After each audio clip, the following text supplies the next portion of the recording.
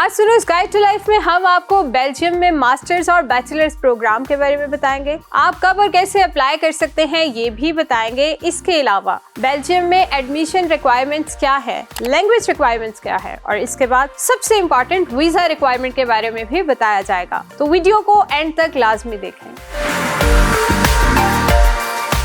सबसे पहले आपको बता देते हैं कि बेल्जियम में किसी भी यूनिवर्सिटी में एडमिशन लेने के लिए आपको कौन से डॉक्यूमेंट्स चाहिए होंगे। तो उसमें सबसे पहले अगर आप बैचलर्स के लिए अप्लाई कर रहे हैं तो आपको हाई स्कूल की ट्रांसक्रिप्ट चाहिए होगी। अगर आप मास्टर्स के लिए अप्लाई कर रहे हैं तो आपके पास बैचलर्स की ट्रांसक्रिप्ट भी होनी चाहिए। इसके अलावा जितने भी आपके एकेडमिक डिप्लोमास या डिग्रीज हैं उनकी भी ट्रांसक्रिप्ट आपके पास लाजमी होनी चाहिए। इसके अलावा आपके पास आपकी CV होनी चाहिए और आपको लेटर ऑफ रिकमेंडेशन चाहिए होगा। लैंग्वेज की अगर बात करें तो आइल्स आपको लाजमी करना पड़ेगा और उसका बैंड भी कम से कम 6.5 होना चाहिए। जब आप अपनी एप्लीकेशन पे सारे डॉक्यूमेंट्स लगा दें उसके बाद आप बेल्जियम की यूनिवर्सिटी सर्च आउट करेंगे और अप्लाई कर देंगे। बहुत कम यूनिवर्सिटीज हैं जो ऑनलाइन इंटरव्यू कंडक्ट करती हैं, तो उसमें आपकी स्पीकिंग स्किल्स को ऑब्जर्व किया जाता है और एडमिशन का मकसद क्या है इसके अलावा कोई इतना मुश्किल इंटरव्यू नहीं लिया जाता आपसे। जब भी आप अप्लाई करते हैं तो 50 से 90 यूरोज एडमिशन फीस होती है जो आपने लाजमी देनी होती है। इसके बाद आपको बता देते हैं कि वीजा के लिए आपको कौन कौन से डॉक्यूमेंट्स चाहिए होंगे। आपको सबसे पहले पुलिस कैरेक्टर सर्टिफिकेट चाहिए होगा। इसके अलावा आपको मैट्रिक और इंटर की डिग्री भी IVCC से अटेस्टेड करवानी होगी और बैचलर्स की डिग्री HEC से आप अटेस्टेड करवाएंगे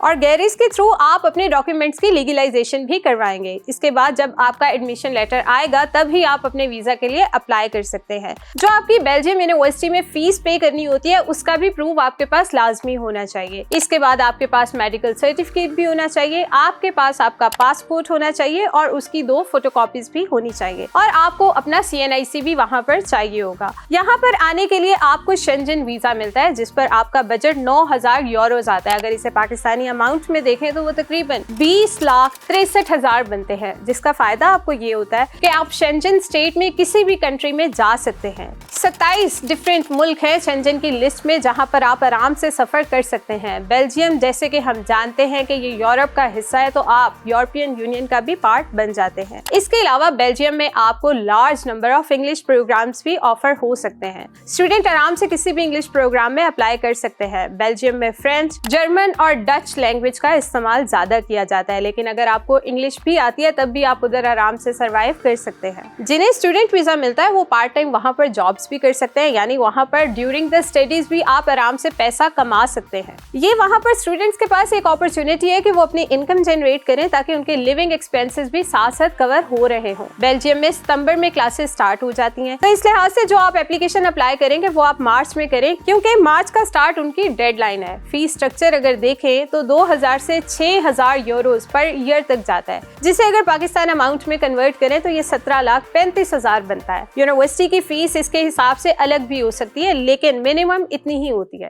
CGPA मिनिमम आपका 3 होना चाहिए। यहाँ पर बहुत सी अच्छी यूनिवर्सिटीज हैं MBBS वगैरह के लिए और मेडिकल सब्जेक्ट्स के लिए। इसके अलावा भी काफी वाइड रेंज ऑफ सब्जेक्ट्स हैं जो कि यहाँ पर ऑफर किए जा रहे हैं, जैसे कि engineering, science, social health, IT, agriculture, business science और भी बहुत सारी ऑप्शंस आपके पास होंगी। तो आप अपनी फील्ड के मुताबिक अपना सब्जेक्ट चूज करेंगे। तो इस तरह आप बेल्जियम में स्टूडेंट वीजा पर जा सकते हैं और इस तरह की मजीद वीडियोस देखने के लिए देखते रहिए सुनो गाइड टू लाइफ ऑन सुनो डिजिटल।